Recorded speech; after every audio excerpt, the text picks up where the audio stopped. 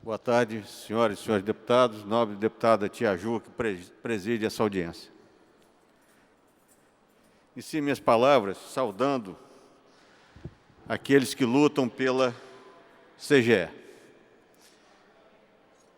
Lá no meu município, Resende, nós participamos desde o início do Comitê de Transparência e entendendo que a transparência pública ela é o grande mecanismo de avanço na garantia de que os governos têm o devido cuidado com os recursos públicos.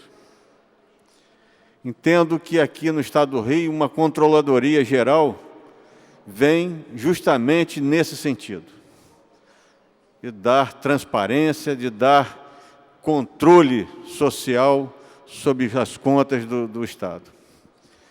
Mas eu, particularmente, não acredito que vá adiante. Não acredito porque isso não faz parte do projeto de poder do PMDB e do PP. Isso não faz parte daquilo que o PMDB e o PP propõem para esse país e para esse Estado. Então, eu entendo que essa luta ela precisa avançar muito, precisa de muita mobilização, porque senão ela não vai conseguir se transformar naquilo que todos nós esperamos, de uma controladoria independente, capaz de lutar pelos interesses do cidadão do Estado do Rio de Janeiro. Eu entendo que a mobilização precisa continuar e precisa ter o respaldo dessa casa. Nós vemos, senhores deputados, a destruição do Estado do Rio de Janeiro. Eu até concordo, eu falei para o nobre deputado Conte Bittencourt, a respeito de algumas isenções fiscais que poderiam, e com certeza foram, bem utilizadas. Mas nós estamos diante de um momento de grave crise econômica e política. Sendo assim, novos modelos precisam ser experimentados e precisam ser implantados. Um deles é a transparência pública, que precisa avançar para quando se pede o sacrifício da população fluminense, essa mesma população saber que os recursos disponíveis estão sendo aplicados da melhor maneira possível. E quando eu falo melhor maneira possível, eu estou falando no interesse do cidadão do Estado do Rio, não dos apoiadores de campanha do PMDB e do PP, não das grandes concessionárias, como até então vem sendo feito. Nessa casa já foi falado várias vezes, apoio, isenção fiscal para termas, para as cervejarias, para Odebrecht, repetidamente, e esse ano aqui já tivemos, no mesmo momento em que houve o decreto do governador transferindo o pagamento dos aposentados lá no mês de maio, o líder do governo apresentou aqui um projeto de isenção de 25 anos para as siderúrgicas. Então, essas isenções fiscais, elas precisam realmente ser revistas. Precisam ser revistas para que o sacrifício que está sendo dado para a população do Estado do Rio de Janeiro, para o funcionário público do Estado do Rio de Janeiro, seja também distribuído para essas concessionárias. Se as isenções não podem ser mantidas, elas têm que ser revistas. Como eu fiz naquele momento, naquela emenda que infelizmente não passou aqui, nessa casa, em que se tentava e que se conseguiu trocar a dívida do governo pelo que deveria ser pago pelo ICMS da Ampla, da Oi, da Petrobras e de postos de gasolina. O que eu queria dizer naquela ocasião, senhores deputados, é que se o funcionário público tinha que ter o seu salário atrasado, então essas empresas também deveriam ficar com a dívida do governo para receber mais adiante. E 50% seria pago e os outros 50% o governo ficaria devendo. Porque é o ICMS dessas empresas é que faz o caixa para pagar os salários. Se nós abatermos, trocarmos, fizermos escambo de 100% da dívida, automaticamente não vai entrar ICMS nenhum nos cofres do governo, não vai ter dinheiro para pagar salário.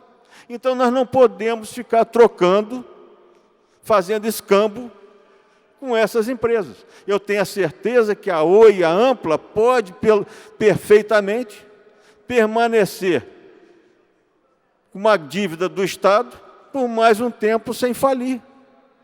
Foi isso que eu propus naquela ocasião. E é isso que eu defendo. Que o sacrifício tem que ser para todos. Não pode ser só para a população e para o servidor público. Mas eu entendo que esse governo, esse Estado que tem 2 governadores e não tem nenhum, não tem condição de fazer o enfrentamento dessa crise. O governo está na lona, está encostado nas cordas e não tem reação. Hoje vimos aqui em relação aos bombeiros, nós fazemos, e eu participei dessa discussão, uma emenda da enfermeira Rejane, que foi feito um acordo para diminuir interstício para os bombeiros de saúde, acordado na presença do presidente dessa casa, pelo comandante dos bombeiros, e esse acordo simplesmente não foi implementado. Quando eu me lembro que ele falou que ele estava acordando com o conhecimento do governador, que ele tinha levado esse assunto ao governador, e o governador apoiava o que ele estava falando. Então, é muito complicado. Um Estado sem comando é um Estado sem reação diante dessa grave crise econômica. E isso agravado por uma política do PMDB de favorecimento de concessionárias e construtoras que faz com que uma ciclovia caia na inauguração, que o viaduto lá do Joá comece a esburacar recém-inaugurado. E quais são as consequências disso? As consequências disso nós vemos em todo o Estado, vemos aqui na capital, mas vemos lá no Estado também. Também vemos. Vemos pessoas morrendo na minha cidade de H1N1, como hoje tive notícia de uma enfermeira que trabalha comigo, que morreu hoje, com suspeita de H1N1, uma profissional que veio de auxiliar de enfermagem, fez um sacrifício enorme para fazer um curso de enfermagem, trabalhava igual com certeza igual a quem trabalha mais, um plantão em cima do outro, e morre de H1N1. Vemos coisas que nunca vimos na minha cidade, o DPO sendo atacado, como foi nessa semana que passou, com tiro e granada. Então, são situações que nós estamos vendo a falta de comando. A falta de comando do governo do Estado, que não, repito, terminando minhas palavras, perdeu totalmente a capacidade de reagir perante a crise econômica e política que se instalou nesse Estado. E diga-se de passagem, uma crise econômica e política que o PMDB é protagonista a nível federal, estadual e municipal. É protagonista. E o melhor que pode ser feito é admitir que não tem condição de continuar conduzindo os rumos desse Estado, sob pena de sacrificar toda a população e entregar um caos maior do que já está. Obrigado, senhora presidente.